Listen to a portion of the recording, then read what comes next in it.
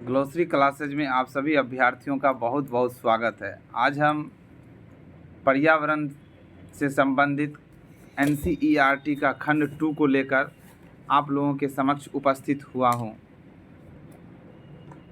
सबसे पहले पर्यावरण का खंड 2 जो NCERT है उसको हम लोग देखेंगे। इसी कड़ी में देखेंगे वल्लम।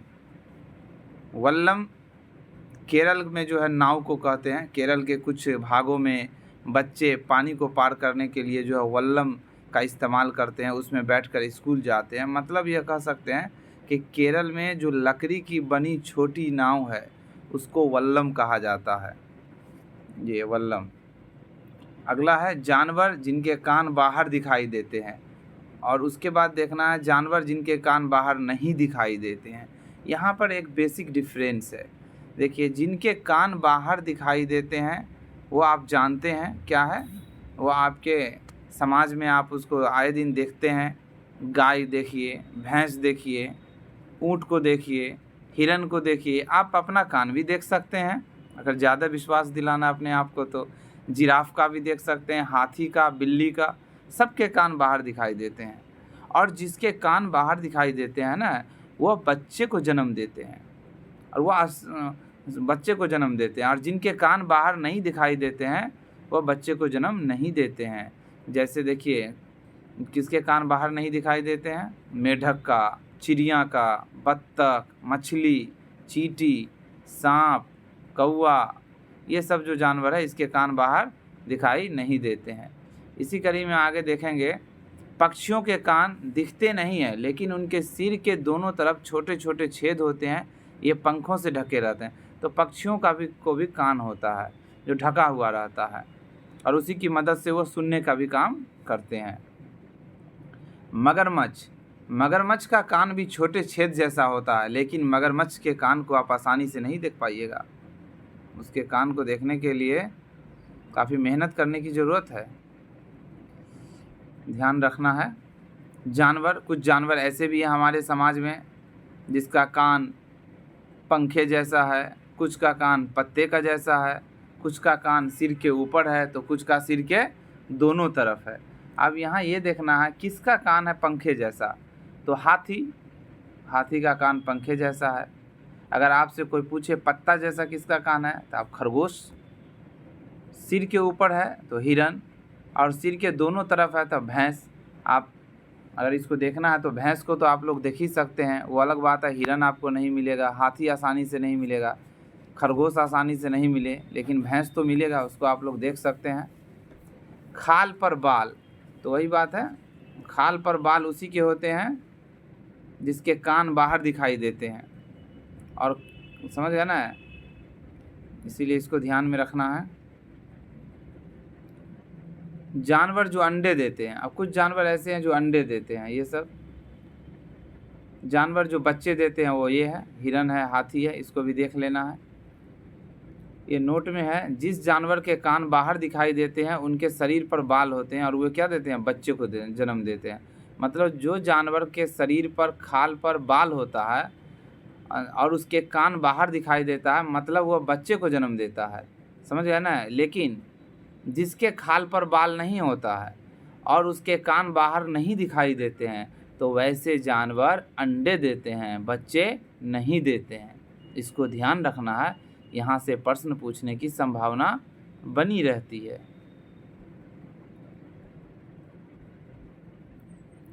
अब हाथी के बारे में हम लोग देखेंगे। हाथी से सवाल पूछा जाता है अक्सर, हर बार 1 से 2 प्रश्न पूछे जाते हैं पर्यावरण में। हाथी जो एक विशाल जानवर है जो दिन में 100 केजी पत्ता व झाड़ी खाता है। एक हाथी एक दिन में 100 किलोग्राम पत्ते और झाड़ियाँ खा लेता है। हाथी बहुत कम आराम करता है। हाथी एक दिन में केवल 2 से 4 घंटा ही सोता है, बहुत बड़ी बात है। हाथी का कान पंख की तरह होता है, अभी आप देखे हैं पंख की तरह होता है। चूँकि गर्मी लगने पर हाथी अपने कान हिलाकर हवा लेता है। हाथियों के झुंड में केवल हथिनियाँ और बच्चे रहते हैं। इस बात को ध्यान रखना है, इस बात को नहीं भूलना है कि हाथी के झुंड में हाथी नहीं रहता है। हाथी के झुंड में हथिनियाँ और हथिनिया के बच्चे रहते हैं, इस बात को ध्यान रखना है। हाथी के झुंड में कौन नहीं रहता है? हाथी नहीं रहता है। हाथी 14 से 15 साल तक ही झुंड में रहता है, फिर वे झुंड छोड़कर अकेला रहने चला जाता है। जब 14 साल तक हाथी जो है बच्चा रहता है तो हाथी हथिनिया के साथ रहता है, लेकिन जैसे ही 14-15 साल की उम्र हो जाती है तो उसको झुंड से बाहर निकाल दिया जाता है और उसके बाद वो अपना जीवन अकेला व्यतीत करने लगता है। हाथी परेशानी आने पर एक दूसरे की मदद करता है, अपने बच्चों की देखभाल करता है, सुरक्षा के लिए एक दूसरे के साथ देता है। सवारी वाला जानवर देखेंगे हम लोग, कुछ जानवर ऐसे हैं जिसको हम लोग सवारी का काम करते हैं, उसमें हाथी भी है। हाथी का काम इस्तेमाल हम लोग करते हैं सवारी में। हाथी का काम हम लोग सामान धोने में भी करते हैं, इसको भी ध्यान रखना है हम लोगों को। चलिए आगे, अमृता का नाम आप लोग सुने होइएगा, एनसीईआरटी की किताब में क्लास 4th में चर्चा है इसकी। अमृता जो है राजस्थान में एक शहर है जोधपुर, उसके पास एक गांव है, उस गांव का नाम है खेजरली। उस खेजरली गांव की रहने वाली है अमृता। इसको ध्यान में पूछता है अमृता राजस्थान के किस गांव की रहने वाली है, तो खेजरली गांव की रहने वाली है। इसमें स्टोरी है, गांव के बुजुर्गों की बात है कि अगर पेड़ हैं तो हम हैं, और पेड़ और जानवर हमारे बिना रह सकता है पर हम उनके बिना नहीं रह सकते हैं। समझ गए ना? एक पौधे को काटना मतलब पर्यावरण के साथ क्या करना, मजाक करना। तो देखिए खेजरली क्या था, खेजरली गांव के लोग बिश्नोई कहलाते थे। वो जो खेजरली गांव था, जो अमृता का गांव है राजस्थान के जोधपुर में, वहाँ के लोगों को बिश्नोई कहते हैं। क्या कहते हैं? बिश्नोई। पेड़ और जानवरों की रक्षा करते हैं वो लोग, बिश्नोई लोग जो होते हैं। खेजरी पेड़ रेगिस्तानी इलाके में खूब पाया जाता है। खेजरी पेड़ ज़्यादा पानी की ज़रूरत नहीं होती है। अब देखिए प्रकृति का क्या कहना, राजस्थान में पानी की कमी है, रेगिस्तानी इलाका है, तो वहाँ ऐसे पौधे उगे हैं जिसको पानी की ज़्यादा ज़रूरत नहीं है। उस पेड़ का नाम है खेजरी। इसके छाल से दवा बनाई जाती है, उसके लकड़ी से में कभी कीड़ा नहीं लगता है। ये जो खेजरी का पेड़ है, छाल से दवा बनाने का काम करते हैं, लकड़ी में कभी कीड़ा नहीं लगता है, पेड़ की फलियों से सब्जी बनाई जाती है। देखिए कितना अद्भुत चमत्कार है, प्रकृति की क्या सुंदरता है।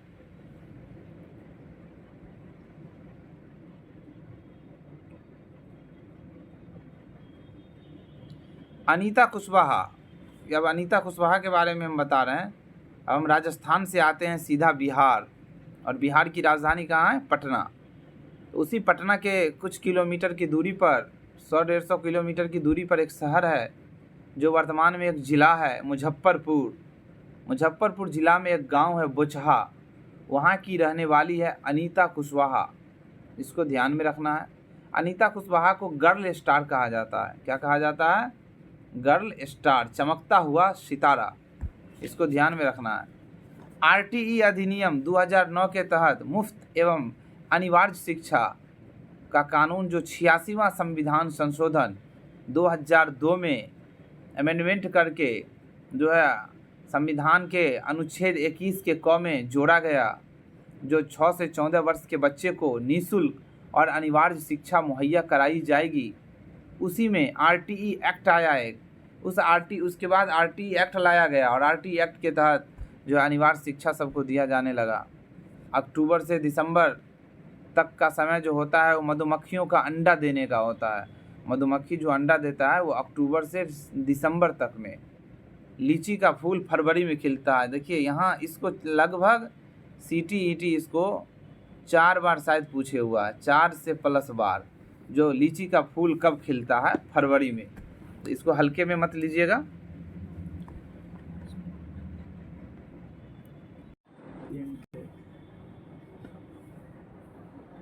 अनीता कुशवाहा के बारे में हम लोग देख रहे थे, मुजफ्फरपुर की बोचहा की रहने वाली है, और अनीता कुशवाहा को एक चमकता स्टार कहा गया है, गर्ल स्टार। आरटीई अधिनियम हम लोग देखे, यहाँ देखे जो लीची के फूल जो है फरवरी में खिलते हैं।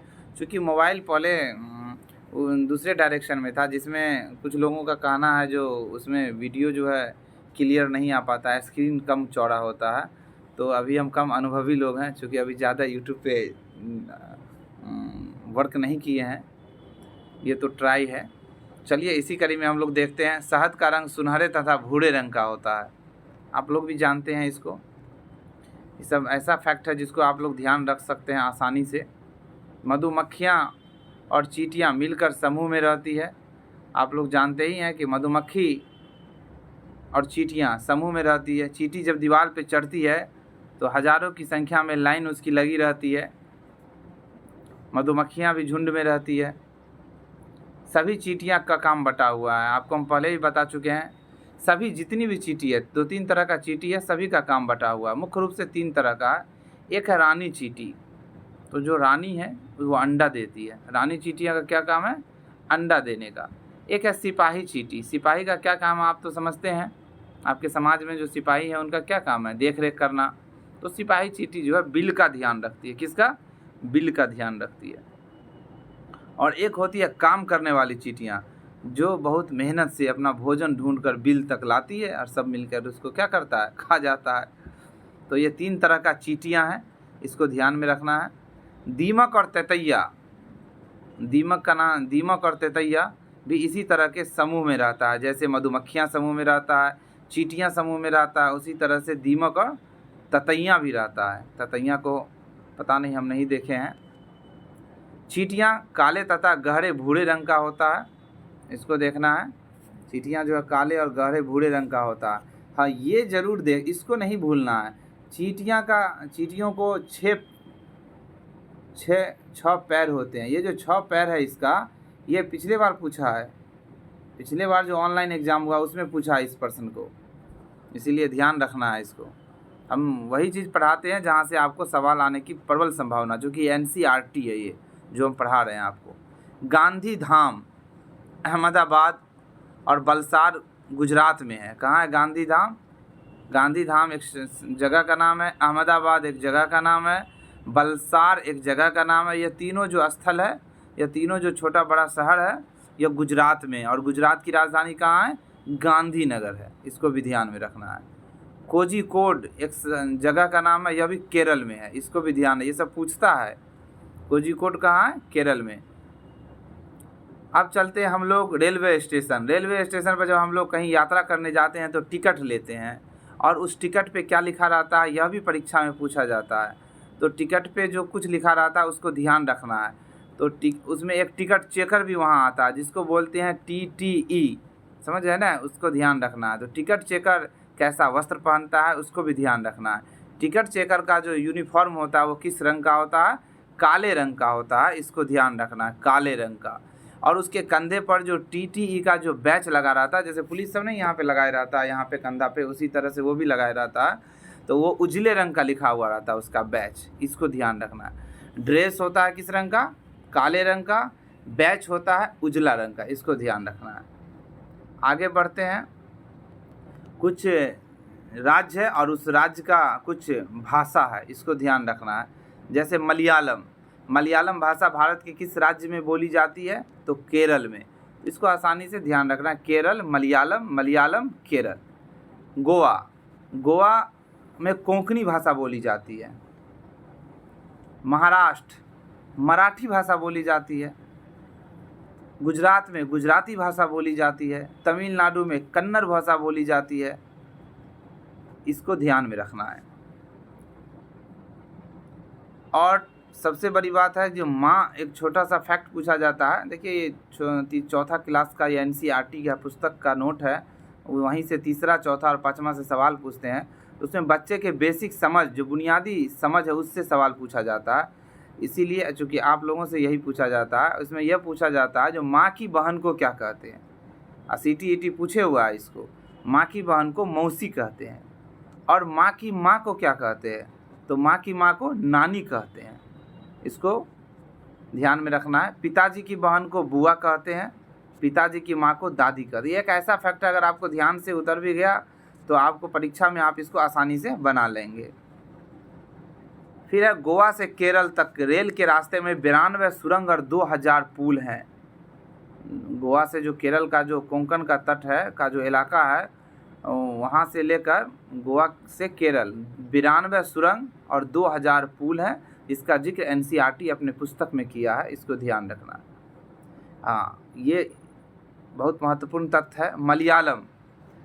मलयालम जो अभी हम बताएं आपको, जो मलयालम भाषा केरल में बोली जाती है, तो मलयालम में वलियम्मा किसको कहा जाता है?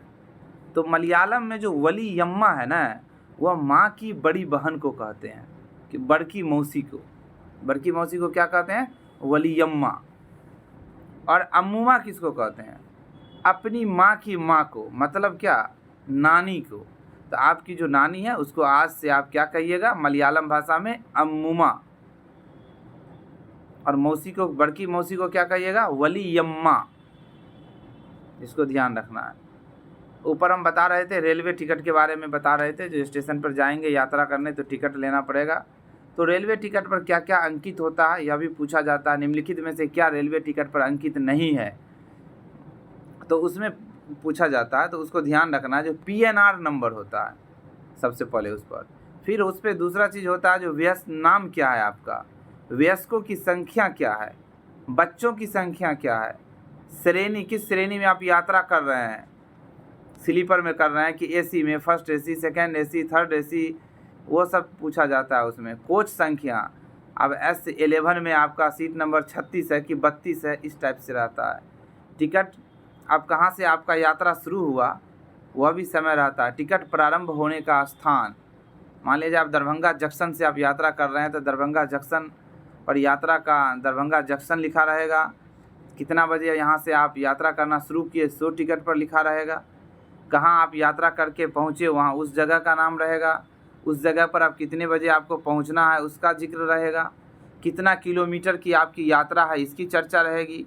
टिकट का नंबर क्या है यह रहेगा। ट्रेन का जो खुलने का समय बंद होने का समय है वही रहेगा। यह सब चीज़ उसमें, ट्रेन का नाम भी लिखा रहेगा, ट्रेन का नंबर भी लिखा रहेगा। यह सब चीज़ टिकट पर अंकित होता है। अगर आपको इसको देखना है तो एक रेलवे का एक टिकट किसी से मांग लीजिएगा और उसको देख लीजिएगा। वैसा नहीं जो 100 रुपये का टिकट कटा के देखिएगा, एक टिकट किसी से मांग के उस पर देख लीजिएगा, तो दिमाग में आपका प्रैक्टिकल हो जाएगा, बैठ जाएगा। अगला है बाल विवाह अधिनियम।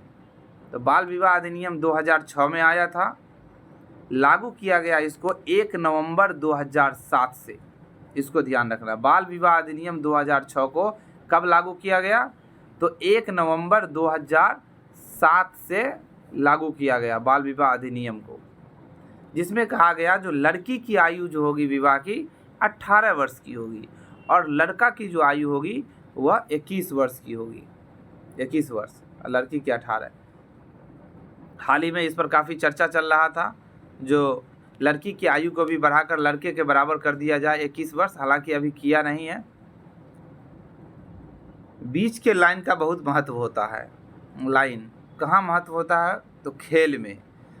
वो कुछ खेल ऐसे हैं जहाँ बीच का लाइन का बहुत इम्पोर्टेंस है। जैसे बताइए, आप लोग सोचिए, देखिए हम बताते हैं। बैडमिंटन एक ऐसा खेल है जहाँ बीच में के लाइन का महत्व है। टेनिस ऐसा खेल है जिसमें बीच के लाइन का महत्व है। टेबल का, कबड्डी के खेल में शरीर और दिमाग दोनों चलाना पड़ता है। कबड्डी एक ऐसा खेल है जिसमें शरीर और दिमाग दोनों चलाना पड़ता है, इसको ध्यान रखना है। कर्णम मल्लेश्वरी एक वेट लिफ्टर है, एक भारोत्तोलन तोलन है। भारोत्तोलन का मतलब क्या? भार उठाने वाली है। एक खेल होता है ना भार उठाने वाला, दोनों हाथ से उठाती है भार, दोनों तरफ चक्का लगा रहता है वजन और बीच में रॉड रहता है, उसको हाथ से उठाना पड़ता है ऊपर खड़ा होके, बैठ के उठाना, खड़ा हो जाना उसको उठा के। तो वही है। कर्णम मल्लेश्वर जो है हमारी भारत का भविष्य है, वो एक वेट लिफ्टर है। क्या है? कर्णम मल्लेश्वरी वेट लिफ्टर है, जो आंध्र प्रदेश की रहने वाली है। फूलों की घाटी कहाँ है? तो चमोली उत्तराखंड में है फूलों की घाटी। मिथिला पेंटिंग कहाँ प्रसिद्ध है? मधुबनी बिहार में। मिथिला पेंटिंग मधुबनी बिहार में।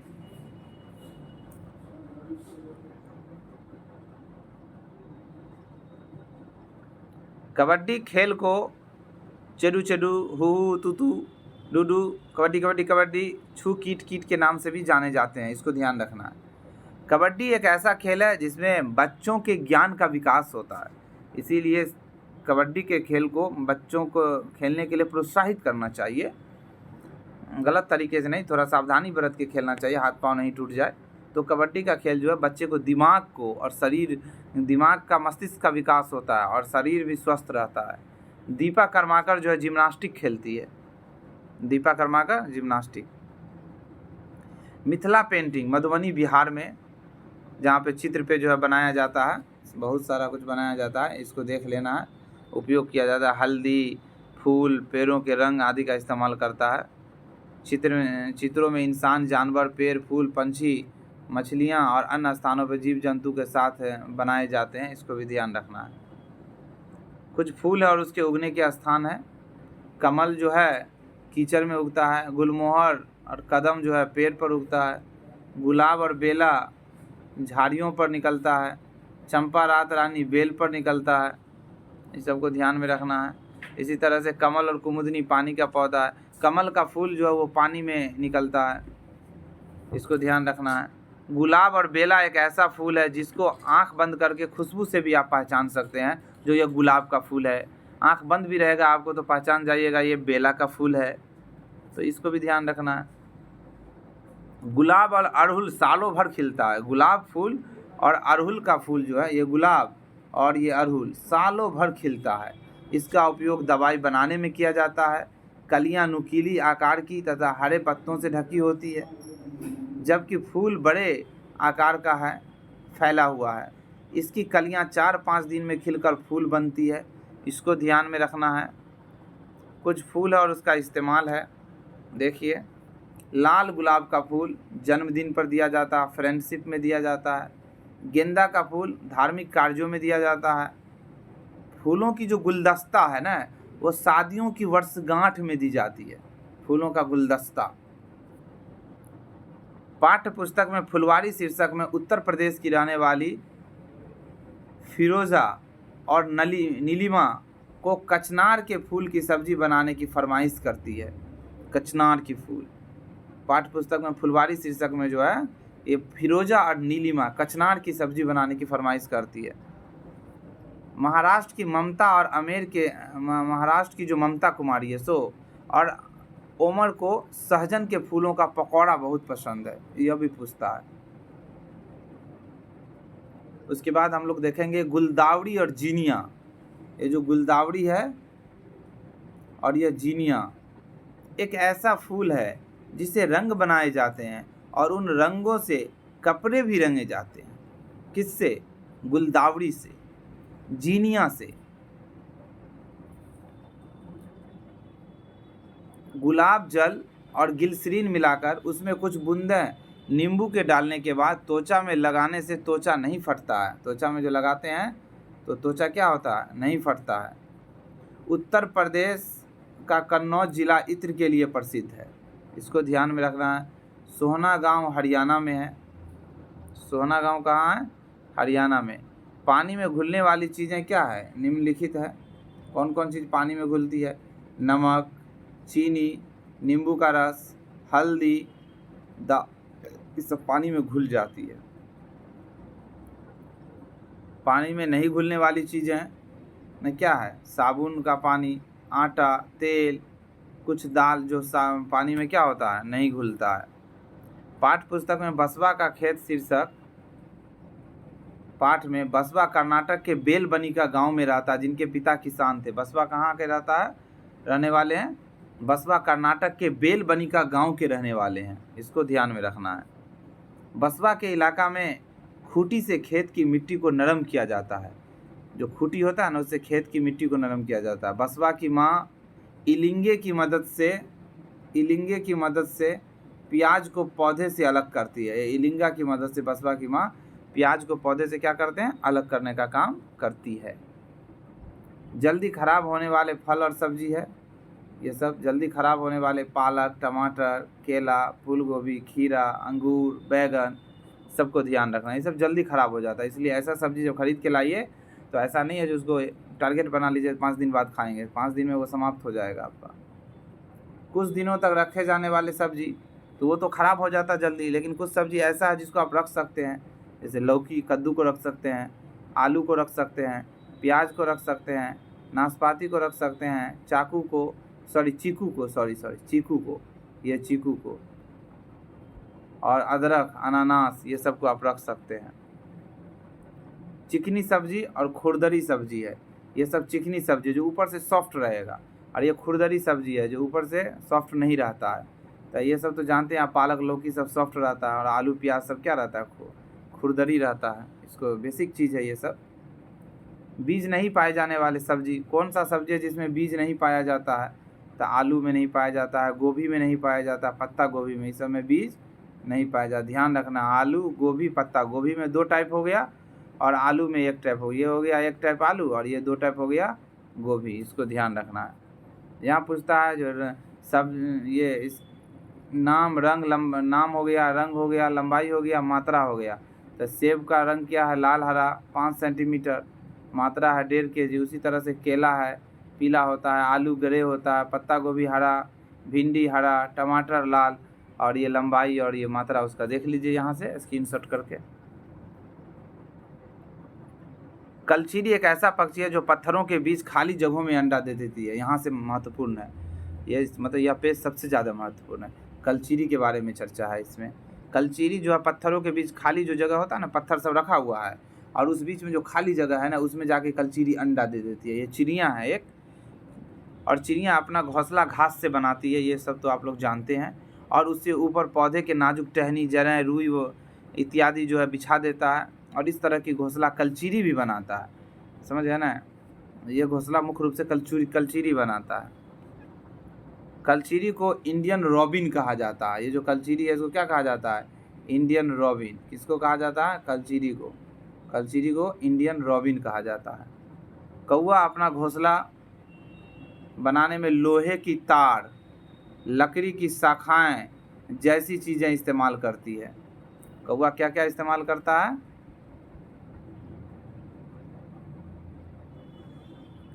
कौवा क्या क्या इस्तेमाल करता है? तो लोहे की तार का इस्तेमाल करता है, लकड़ी और शाखाएं का इस्तेमाल करता है। इसको ध्यान रखना है। कोयल एक ऐसी चिड़िया है जो अपना घोंसला नहीं बनाती है। कोयल और ज़्यादा तेज, कोयल की कूक प्यारी जानते ही हैं आप लोग। और यह एक ऐसी चिड़िया है जो अपना घोंसला नहीं बनाती है, बहुत तेज चिड़िया है। कौवा जो उतना मेहनत से घोंसला बनाती है, जिसके घोंसले में लोहे की तार की इस्तेमाल होती है, उतना सेफ घोंसला में जाकर कोयल अंडा देने का काम करती है। कौवा अपने अंडे के साथ कोयल के अंडे को भी सेता है, तब उससे बच्चा निकलता है।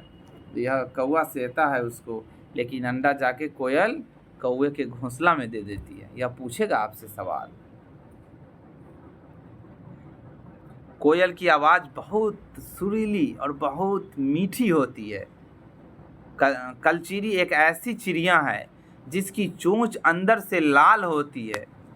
कलचीरी एक ऐसी चिड़िया है जिसकी चोंच अंदर से क्या होती है? कलचीरी का जो चोंच है ना, यह चोंच अंदर से लाल होती है। इसको ध्यान रखना है। कौवा पेड़ की ऊंची डाली पर अपना घोंसला बनाती है, जो कि काफ़ी मेहनत से लोहा खोज के लाती है। तब चिड़िया जो कौवा जो घोंसला बनाती है तो पेड़ की सबसे ऊपर डाली पर, ताकि उसको कोई नुकसान नहीं पहुंचा पाए। फाख्ता अपना घोंसला कैक्टस के कांटों के बीच में बनाता है। गौरैया आमतौर पर घर में या आसपास दिखाई देती है। गौरैया कहाँ दिखाई देती है? घर में या आसपास। गौरैया कहीं भी घोंसला बना लेती है, जैसे अलमारी के ऊपर बना लेगी, आईने के पीछे बना लेगी, घर की दीवार के आले में बना लेगी। ये सब चीज़ करता है कौन? गौरैया करती है ये सब काम। कबूतर अपना घोंसला गौरैया की तरह बनाता है, पुराने मकान के खंडहरों में। बसंत गौरी जो गर्मियों में टुक टुक करते हैं रहता है, और पेड़ के तने में गहरा छेद बनाकर उसमें अंडा देता है। कौन देता है? बसंत की गौरी जो गर्मियों में टुक टुक करता है। दर्जिन चिड़िया एक ऐसी चिड़िया है जो पत्तों को सीकर उसके बीच बने थैली में ही कोई घोंसला बना लेती है, और उसी में अपना अंडा देती है। तो जब वो सील देती है ना पत्ती को, इसीलिए उसका नाम दे दिया गया है दर्जिन चिड़िया। दर्जी भी याद रखिएगा तो चलेगा। शक्कर खोड़ा एक ऐसा चिड़िया है जो अपनी लटकता हुआ घोंसला किसी पेड़ या झाड़ी की डाली पर बनाता है। शक्करखोड़ा, शक्करखोड़ा अपना घोंसला बनाने में बाल का इस्तेमाल करता है, बाड़ी के घास का, पतली टहनियों का, सूखे पत्तों का, रुई का, पेड़ की छाल के टुकड़ों का और कपड़ों के चिथड़े होते हैं। साथ ही मकड़ी के जाल का प्रयोग करते हैं। बहुत मेहनत से बना हुआ ये घोंसला होता है। कौवा के घोंसला में तो सिर्फ एक लोहा का इस्तेमाल होता है, तो लोहा खोजने में कौवा को परेशानी होती है। लेकिन जो शक्करखोड़ा का है, शक्करखोड़ा का घोंसला, इसमें बहुत सारी चीज़ों का इस्तेमाल किया जाता है। कंफर्टेबल घोंसला कहा जाता है इसके घोंसला को, समझे। वीवर, वीवर क्या है? एक पक्षी है। सिर्फ वीडियो देखने से काम नहीं चलेगा, दिमाग में भी जाना चाहिए, दिमाग में। इसीलिए आराम से समझ के वीडियो को रोक रोक के आराम से देखिए, समझिए। सब समझने की चीज़ है, सब बेसिक चीज़ है। इसको जोड़िए बाहरी वातावरण से, सब आपको समझ में आएगा। जब हम कौवा पढ़ रहे हैं तो कौवा को देखिए, शक्करखोड़ा पढ़ रहे हैं तो शक्करखोड़ा को देखिए। ऐसा नहीं उसके घोंसले की तलाश में आप अपना जीवन व्यतीत कर दीजिए और आपका उसको घोंसला भी नहीं मिले और आपकी सीटी की जो पर्यावरण की तैयारी है वह भी ना हो। ऐसा काम नहीं करना है। तो वीवर पक्षी, वीवर एक पक्षी है जिसमें नर वीवर पक्षी अपने अपने घोंसले बनाते हैं और मादा वीवर उन सभी घोंसलों को देखती है। उनमें से जो सबसे ज़्यादा अच्छा लगता है उसमें ही वो अंडा देती है। ये तो लाट साहबी का अंत हो गया भाई। ये वीवर पक्षी का जो मादा वीवर पक्षी, इसके लाट साहबी देखिए, नर बेचारा परेशान हो गया है घोंसला बनाने में, और ये मादा की लाट साहबी जो अच्छा लगेगा उसको उसमें वो अंडा देगी, बाकी जो अच्छा नहीं लगेगा उसको वो रिजेक्ट करेगी। और वो बेचारा मर्द वीवर फिर से बनावे अच्छा घोंसला। पक्षियों के कई दुश्मन होते हैं। सबसे बड़ा दुश्मन कौन? आपके मास्टर साहब और आपके बच्चे। क्यों? क्योंकि मानव हैं आप मानव हैं, इसीलिए आप पक्षी के सबसे बड़े दुश्मन हैं। और जानवर, ये दोनों पक्षी का दुश्मन है। कुछ जानवर तो ऐसे होते हैं ना जो पक्षी के अंडा चुरा लेता है, चोर होता है। कुछ जानवर चोर होता है, अंडा चोरी करने का काम करता है। जैसे कौन? कौवा, गिलहरी, बिल्ली, चूहा, ये सब अंडा चोरी करता है। कौवा को भी जानवर की श्रेणी में रखा गया है। सबसे महत्वपूर्णता, भारत का जो राष्ट्रीय पक्षी है वह मोर है। यह आपको बीपीएससी में भी पूछ सकता है। तो इसके बारे में कहा जाता है, एक पक्षी ऐसा जिसके दुम पर पैसा, सिर से दुम तक दिखे नीला ही नीला। मतलब क्या? मोर। गाय के आगे के दांत छोटे होते हैं पत्तों को काटने के लिए, घास चबाने के लिए। पीछे के दांत चपटे और बड़े होते हैं। क्या होते हैं? पीछे के दांत चपटे और बड़े होते हैं। बिल्ली के दांत नुकीला होता है जो मांस फाड़ने और काटने का काम आता है। मांस को फाड़ा जाता है, काटा जाता है, इसका काम आता है। सांप के दांत नुकीले होते हैं, वो अपने शिकार को चबाकर नहीं खाता। सांप जो है शिकार को चबाकर नहीं खाता बल्कि पूरा निगल जाता है। और गिलहरी के दांत हमेशा बढ़ते रहता है, दांतों से कुतरने के कारण उनके दांत घिसते रहते हैं। गिलहरी जो अपने दांत को खुद कुतरते रहता है। गिलहरी। मनुष्य में 4 प्रकार के दांत होते हैं। कौन कौन? रदनक, इंसीजर, अग्रचवर्णक, चवर्णक, मतलब कैनिन, इंसीजर, प्रीमोलर, मोलर। रदनक, कृंतक, अग्रचवर्णक, चवर्णक, यह 4 प्रकार के दांत होते हैं। दूध का दांत 20 होता है मनुष्य में, बच्चों में। जो 20 दांत जो है मतलब दोबारा आता है। कुल दांत होता है 32। 28 दांत होता है। 4 अकेल चौवा, जिसको गांव समाज में कहा जाता है, विजडम टीथ अंग्रेजी में बोलते हैं। गंदे पानी के कारण दस्त और हैजा होता है। गंदे पानी के कारण क्या होता है? दस्त और हैजा नामक बीमारी फैलता है। होलगुंड, इसीलिए बच्चे को कक्षा में कहना है जो गंदे पानी नहीं पीना है।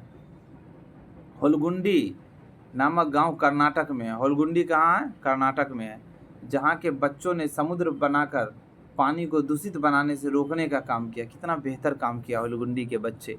अभी कर्नाटक में चुनाव हो रहा है, वहाँ विधानसभा की सीटों की संख्या है 224। पूछा जा सकता है बीपीएससी द्वारा जो एग्ज़ाम होगा शिक्षक का, सुपर टीईटी, उसमें 224 विधानसभा की सीट है कर्नाटक में, अभी चुनाव हो रहा है 2023 में विधानसभा का। पेड़ पौधे की आयु उसके वलय रिंग से ज्ञात की जाती है, यह बीपीएससी में भी पूछा जाने का संभावना है इसको। पेड़ पौधे की आयु किससे ज्ञात करते हैं? वलय रिंग से ज्ञात करते हैं। रेगिस्तानी ओक जो है ऑस्ट्रेलिया में पाई जाती है। रेगिस्तानी ओक कहाँ पाई जाती है? ऑस्ट्रेलिया में। रेगिस्तानी ओक की जड़ काफ़ी गहरी होती है।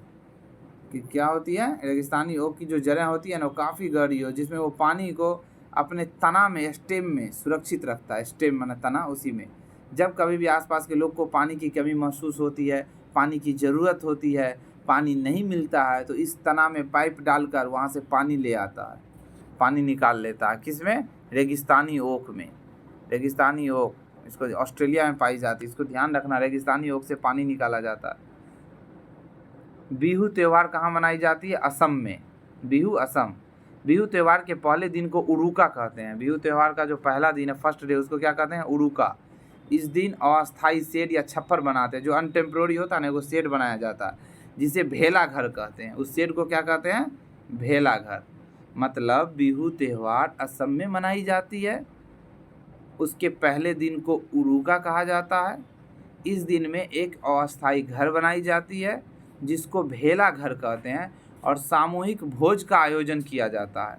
तो ये सामूहिक भोज का आयोजन कहाँ होता है? असम में। मतलब भेला घर में सामूहिक भोज का आयोजन होता है। बोरा जो है असम में खाने वाली एक चावल की प्रजाति है, जो पकने के बाद चिपचिपा हो जाता है, उसमें चिपचिपाहट आ जाता है। बिहू त्यौहार जो होता है ना, उसका मुख्य वो कब मनाई जाती है पता है? वो चावल की जो नई फसल की जो कटाई होती है ना, धान की, उस अवसर पर, धान की जो कटाई होने के अवसर पर बिहू त्यौहार असम में मनाई जाती है, जिसको माघ बिहू कहा जाता है। मूलतः यह 14-15 जनवरी को असमिया कैलेंडर के अनुसार 10वें महीने के माघ की प्रथमा एवं द्वितीया को मनाई जाती है, लेकिन आपको मेनली याद रखना है जो जनवरी के मध्य में मनाई जाती है। मिड डे मील का नाम आप लोग सुने होइएगा, मिड डे मील, MDM जिसको बोलते हैं। इसकी शुरुआत 15 अगस्त 1995 ईस्वी को तमिलनाडु से किया गया, और पका पकाया भोजन जो बनाने की शुरुआत हुई वह 2004 से विद्यालय में पका पकाया भोजन की शुरुआत किया गया। उससे पहले चावल गेहूँ मिलता था स्कूल में, लेकिन जब देखा गया जो गेहूं का बंटवारा हो जाता है, घर के परिवार के अन्य सदस्य उसको जो है वितरण करके उसके हिस्से में भी चला जाता है, तो सरकार जो है पोषण की समस्या को ध्यान में रखते हुए जो है पका पकाया भोजन की शुरुआत किया।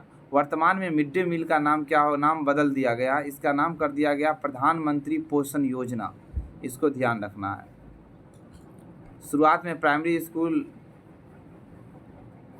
में इसको शुरू किया गया, अभी भी वही है। सभी बच्चे का पका पकाया गर्म भोजन मिलना चाहिए, यही इसका था। पोषण के स्तर में सुधार था, जो ड्रॉप आउट रेशियो था उसको कम किया। नियमित रूप से जो स्कूल नहीं आता था, कंटिन्यूटी जो बच्चों में नहीं था विद्यालय आने का, उसको ख़त्म किया गया। इसके आने से ये फ़ायदा हुआ। अब यहाँ देखना है जो कक्षा 1 to 5 जो है उसमें 100 ग्राम चावल प्रति बच्चा और 12 ग्राम प्रोटीन दिया जाता है, 450 कैलोरी ऊर्जा प्राप्त होती है। तो वहीं 6 to 8 के जो बच्चे हैं उसको 150 ग्राम चावल प्रति बच्चा दिया जाता है, 20 ग्राम प्रोटीन दिया जाता है और 700 कैलोरी ऊर्जा प्राप्त होती है। यह पूछे जाने की संभावना, अभी तक पूछा नहीं है। गुरुद्वारा में एक साथ मिलकर खाना पकाने और खाने को क्या कहते हैं? लंगर कहते हैं। सिख लोग जो गुरुद्वारा है ना, उसमें जो है खाना जो एक साथ बनाता है सामूहिक रूप से, उसको लंगर कहा जाता है। पोचमपल्ली जो एक जगह है वो आंध्र प्रदेश में है, वहाँ एक गांव है पोचमपल्ली। वहाँ की जो बुनाई है वो फेमस है, वो जानी जाती है। पोचमपल्ली बुनाई, सूती धागे से साड़ियाँ, कपड़ों के थान और चादरें वहाँ बनाई जाती है, ये सब चीज़ें बनाई जाती है, इसको ध्यान रखना है। पोचमपल्ली की जो साड़ियाँ बुनने वाली जो कारीगर है वो विश्व भर में अपने इस कला के लिए प्रसिद्ध है, इसीलिए पोचमपल्ली की साड़ी की मांग जो विश्व स्तर पर है। पोचमपल्ली की तरह बनाई जाने वाली और साड़ी हमारे देश में या और कला है, जैसे कुल्लू की जो साल है वो प्रसिद्ध है। मधुबनी पेंटिंग जो मिथिलांचल में है, जो बिहार का एक गंगा के उत्तरी मैदान का क्षेत्र है वहाँ पे। कश्मीरी कढ़ाई, असम का जो सिल्क है वो फेमस है। भागलपुर की रेशमी चादर हर कोई ओढ़ना चाहता है। बनारसी साड़ी, विवाह में अक्सर दिया जाता है बनारसी साड़ी कन्याओं को। तो यह सब जो है फेमस है। उसी तरह जैसे पोचमपल्ली की कला प्रसिद्ध है देश विदेश में। हाँ, ये अंगोरा ऊन, यह तो आउट क्वेश्चन है CTET का। अंगोरा खरगोश से प्राप्त किया जाता है और पश्मीना बकरी से। इसमें कन्फ्यूजन हो जाता है बच्चे को। तो अंगोरा में क्या है, गौ है, और खरगोश में भी गौ है। तो अंगोरा खरगोश से, पश्मीना बकरी से, इसको ध्यान रखना है। पहले हम बता ही दिए थे जो मलयालम भाषा में क्या कहा जाता है नानी को, और क्या कहा जाता है बड़की मौसी को, जो वलियम्मा कहा गया था। यहाँ पर देखना है जो मलयालम, वही मलयालम भाषा में पिता के छोटे भाई को क्या कहा जाता है, जिसको छोटका चाचा हम लोग कहते हैं, उसको कहा जाता है चिटप्पन। क्या कहा जाता है, चिटप्पन। इसको ध्यान रखना है। पिता के छोटे भाई की जो पत्नी है, मतलब छोटकी चाची जिसको बोलते हैं मिथिला में लोग, उसको बोला जाता है कुंजम्मा। क्या बोला जाता है, कुंजम्मा। इसको ध्यान रखना है। तो चिटप्पन हो गया छोटका चाचा, कुंजम्मा हो गया छोटकी चाची, मलयालम भाषा में। मलयालम भाषा केरल में जो बोली जाती है पहले हम बता चुके हैं। गरम मसाला, कई मसालों का पीसा पाउडर होता है, जैसे जीरा, इलायची। इलायची भी दो तरह का होता है, छोटी इलायची, बड़ी इलायची, लौंग, दालचीनी, काली मिर्च, तेज़पत्ता, सौंठ, ये सब क्या है, गरम मसाला का हिस्सा है। इसको ध्यान रखना है। ये घरेलू चीज़ है, आप लोग जानते होइएगा। हवाई जहाज़ बादलों से बहुत ऊपर समताप मंडल में उड़ती है। आपको पता है पृथ्वी का कई लेयर्स है, जब हम ज्योग्राफी पढ़ाएंगे तो उसमें बताएंगे। सबसे नीचे क्षोभ मंडल है, उसके बाद समताप मंडल है, और उसी समताप मंडल में ओजोन परत भी पाई जाती है। तो बादल की ऊंचाई कितनी है, 3 से 4 किलोमीटर बादल की ऊंचाई है। लेकिन जो हवाई जहाज़ है वो समताप मंडल में उड़ती है, जो 13 किलोमीटर से अधिक ऊंचाई है, 50 किलोमीटर तक, उस बीच में वो उड़ने का काम करता है हवाई जहाज़। रेडियो तरंग जो है कहाँ से टकराती है, तो वह समताप मंडल से ऊपर एक मंडल है आयन मंडल, वहाँ से रेडियो वेव आता है टकरा करके। तो हम लोग समाचार सुनते हैं रेडियो में। आकाशवाणी दरभंगा से बोल रहा हूँ, इसी तरीके से जो बोलता है। रेगिस्तानी इलाका में नारियल, खजूर, सुपारी, कटहल आदि के पेड़ उगते हैं। आप देखते हैं सऊदी अरब से खजूर आता है, इराक से आता है, ईरान से आता है, चूँकि रेगिस्तानी इलाका है। हमारे देश में राजस्थान में भी खजूर के पेड़ होते हैं, तो वहाँ रेगिस्तानी इलाका में खजूर का पेड़ होता है। इसको ध्यान रखना है। कुछ मुद्रा को हम लोग याद रख लेंगे, कुछ देश है और उसका मुद्रा है। आपके पाठ्य पुस्तक NCERT की पाठ्य पुस्तक में सिर्फ एक मुद्रा का जिक्र है, वह संयुक्त अरब अमीरात की मुद्रा क्या है, तो दिरहम। इसको नहीं भूलना है, क्योंकि पाठ्य पुस्तक में इसी की चर्चा है और पूछता भी यही है। लेकिन हम अपने नोट में 2-4 देशों की जो महत्वपूर्ण मुद्रा है उसका जिक्र हमने कर दिया है, इसीलिए इसको भी ध्यान रखना है। ये आपको BPSC, जो आप CTET के बाद जो आप BPSC का परीक्षा देंगे बिहार में शिक्षक बनने के लिए, उसमें भी यह पूछने की पूर्ण संभावना है। तो इराक की मुद्रा है दिनार, ईरान की मुद्रा है रियाल, कतर की भी मुद्रा रियाल है, दोनों का सेम है। कुवैत का दिनार है, जापान का मुद्रा क्या है, येन है, बांग्लादेश का टाका है, भारत की मुद्रा क्या है, रुपया है, दक्षिण अफ्रीका का मुद्रा रैंड है। तो यह सब, नेपाल का मुद्रा जो है नेपाली रुपया है। ये सब चीज़ ध्यान रखना है। बस अंतिम चरण में है, अब कक्षा समाप्त ही होने वाली है। इसी तरीके से फ्रांस का मुद्रा हम देखेंगे तो यूरो है। यूरोपीय संघ का जो कुछ देश है जिसका मुद्रा जो है एक है। बांग्लादेश का टाका बता ही दिया अभी, सऊदी अरब का रियाल है सबसे। अब इसको ध्यान रखना है, सिक्कों के अध्ययन को, जब मुद्रा की बात हुई तो उसी कड़ी में पूछता है जो सिक्कों के अध्ययन को क्या कहते हैं। NCERT में इसका जिक्र है, 4वीं क्लास की कक्षा में इसका जिक्र है, न्यूमिस्मैटिक्स। सिक्कों के अध्ययन को, ये आपको BPSC में यह भी पूछा जाएगा, सिक्कों के अध्ययन को क्या कहते हैं, न्यूमिस्मैटिक्स। इसको ध्यान रखना है। और आपको ये जानकारी होनी चाहिए कि 1 रुपया का जो नोट है उस पर वित्त मंत्रालय के सचिव का हस्ताक्षर होता है। यह सब BPSC में भी पूछा जाएगा। तो 1 रुपये के नोट पर किसका हस्ताक्षर होता है, वित्त मंत्रालय के सचिव का सिग्नेचर होता है। जबकि अन्य सभी नोट कौन जारी करता है, RBI जारी करता है, उस पर RBI के गवर्नर का हस्ताक्षर होता है। और 10 रुपये के नोट पर कितने भाषा अंकित है? जब पूछे हुआ है CTET 17 भाषा अंकित है। इसको ध्यान रखना है, इसका अध्ययन कर लीजिएगा आप लोग। भारतीय सेना 3 तरह का होता है। हमारा भारत का जो सेना है ना वो 3 तरह का होता है। एक भारतीय सेना,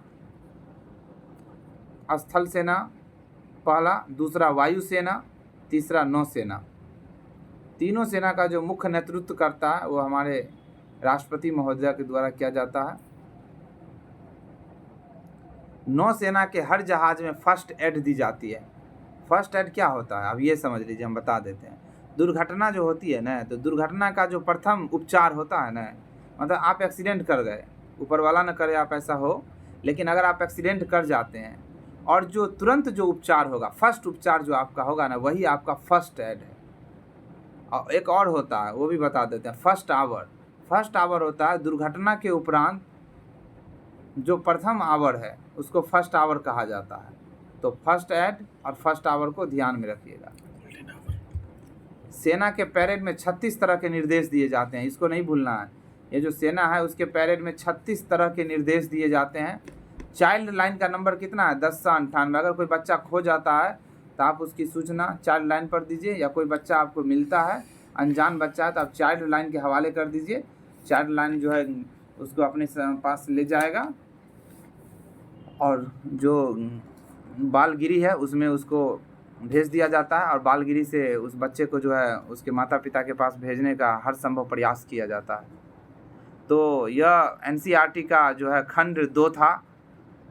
बहुत अच्छा लगा होगा आप लोगों को पढ़ने में।